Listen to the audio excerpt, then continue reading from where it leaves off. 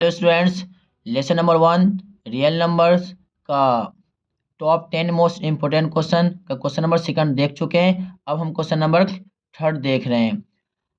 तो सबसे पहले हम क्वेश्चन को रीड करेंगे, फिर एनालाइज करेंगे, फिर उसके बाद से हम इसके आंसर तक पहुंचेंगे। If A equal to x y की power 2 and B equal to x की पावर 3 वाई की power 5 where x and y are prime number.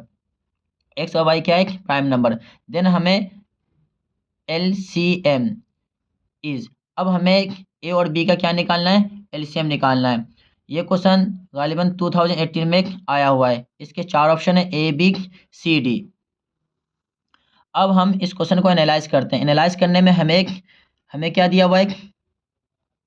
हमें एक दिया हुआ है ए की वैल्यू दी हुई है एक्स, वाई स्क्वायर दिया हुआ है, और हमें दिया हुआ है बी दिया हुआ है एक्स की पावर 3 और वाई की पावर 5। इनका हमें क्या निकालना है?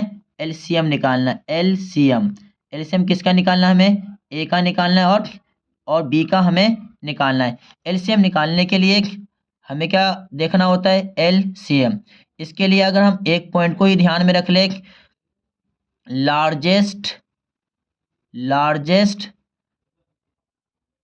Power common,